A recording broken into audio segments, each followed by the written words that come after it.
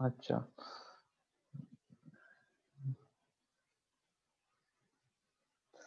अच्छा, इसके बाद जो although people may receive just one diagnosis from the DSM list, they often receive more than one. ये बात याद रखे that ये ज़रूरी नहीं है कि हमेशा एक पेशेंट एक ही बीमारी के साथ डायग्नोस हो जाए।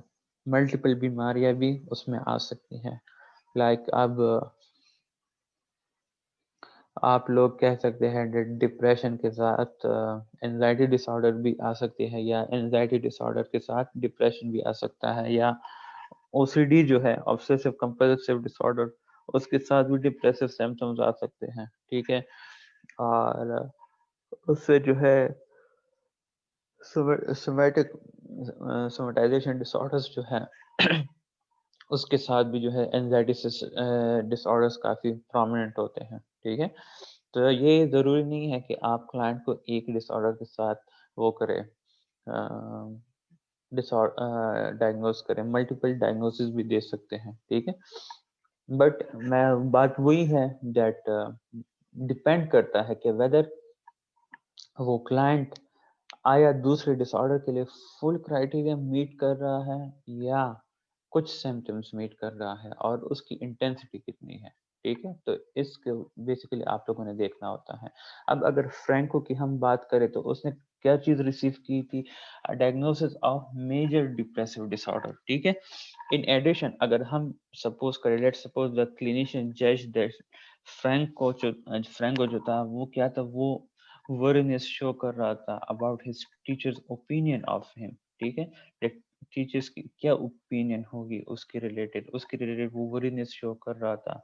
Is later concern that supervisor at work would discover his inadequate skills. इसके अलावा वो ये सोचता था दैट जो उसकी सुपरवाइजर की जो लाइक नोइंग होगी related to his inadequate skills, उसके रिलेटेड वो क्या जवाब देगा। तो ये क्या है, ये एक वरी वरी वरीनेस है, वरिंग थॉट्स है, जिसे हम रुमिनेशन थॉट्स भी कहते हैं, रिलेटेड टू द फ्यूचर। ठीक है, तो इट इज काइंड ऑफ कौन सी चीज को बेसिकली रिप्रेजेंट कर रही है? जनरलाइज एंजाइटी डिसऑर्डर को। बट पॉइंट वही है, ये देखें, he might then receive an additional diagnosis of generalize anxiety disorder, but ठीक है, बट क्या यहाँ पे if Franco's anxiety system didn't rise to the level of generalize anxiety disorder, अगर वो क्या करता है, उसके जो एंजाइटी सिम्टम्स है वो जनरलाइज एंजाइटी डिसऑर्डर की जो लेवल है उससे जाके नहीं, उसके वहां तक जाके नहीं पहुंचते, तो क्या होगा, उसके जो डायग्नोसिस है मेजर डिप्रेसिव डिसऑर्डर।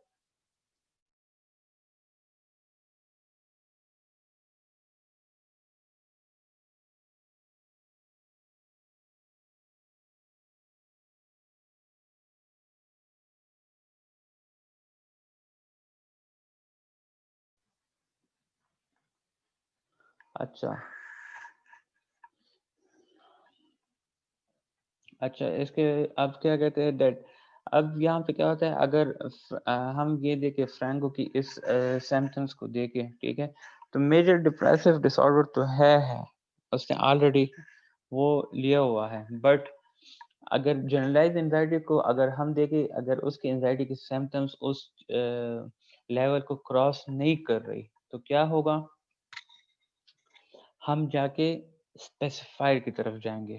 ठीक है, हम क्या करेंगे, उसकी मेजर डिप्रेसिव डिसऑर्डर को स्पेसिफाई करेंगे किस चीज के साथ, that he is experiencing some features of anxiety symptoms. ठीक है, तो इसकी डायग्नोसिस फिर क्या होगी, major depressive disorder with anxious distress. ठीक है, ये था आपका categorical information.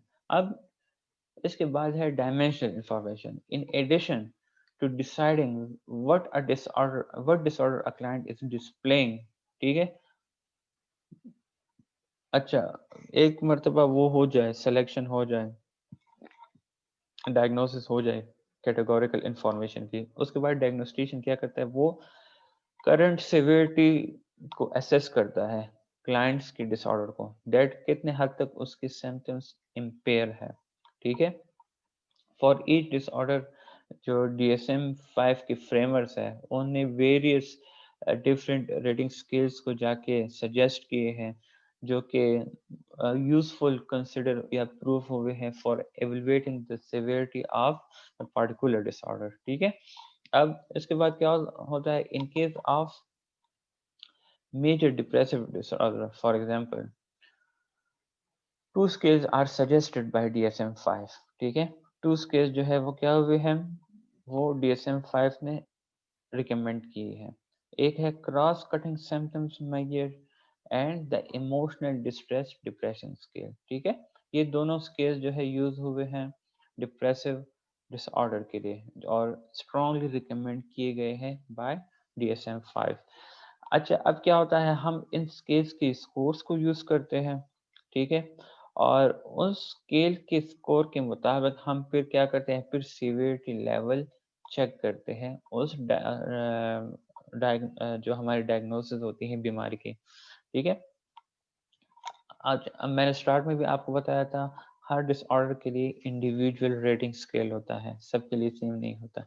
Based on his clinical interview test and observation, Franco की बात हो रही है, Franco might warrant a rating of moderate depression from his therapist. ठीक है, तो रेटिंग के बाद क्या होता है, फ्रैंको की जो डिप्रेशन की सिम्टम्स थी वो क्या थी, मॉडरेट लेवल पे थी, मतलब माइल्ड से ऊपर एंड सिवियर से कम थी। ठीक है, अब क्या होता है, DSM-5 is the first edition of the DSM। ये एक DSM से स्टार्ट से अभी तक जितने पब्लिश हुए हैं DSM-5 उनमें से फर्स्ट एडिशन इस तरह है जो कि कंसिस्टेंटली सीक कर रहा है कैटेगोरिकल इंफॉर्मेशन को और डायमेंशन इंफॉर्मेशन को, मीन दोनों को इक्वली इंपॉर्टेंस दे रहा है क्लाइंट के डायग्नोसिस में। ठीक है, rather only based on categorical information alone. ठीक है, इसके बाद एडिशनल इंफॉर्मेशन आप लोग के पास आ जाती है।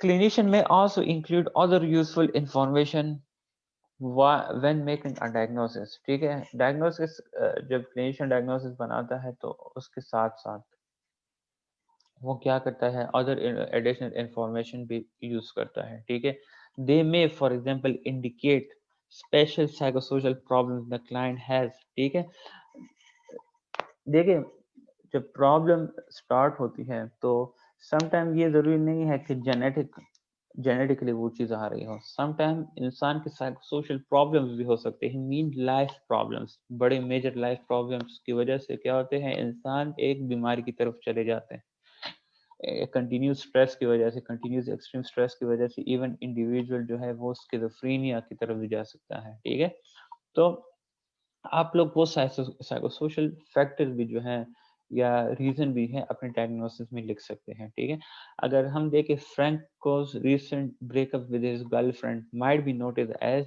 relationship distress। ठीक है, all together Franco might receive the following diagnosis। ठीक है, तो अब ये देखें, ये क्लियर नजर आ रहा है सबको? Yes sir. ये देखें, ये डायग्नोसिस जो है ना, ये क्या हुआ, ये वाला, ये आपका कैटेगोरिकल इंफॉर्मेशन हो गया है। ठीक है, ये क्या हो गया है, ये सिवियरिटी लेवल ने आपने इस ऊपर वाली डायग्नोसिस की लिखी हुई है, तो सिवियरिटी क्या हो गई है, मॉडरेट आ गया है।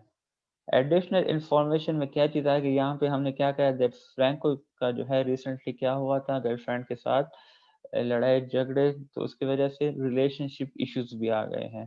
तो एडिशनल इंफॉर्मेशन में हमने क्या लिखा, रिलेशनशिप डिस्ट्रेस। ठीक है, समझ आ गई है? Yes sir. कोई क्वेश्चन है तो आप लोग पूछ सकते हो।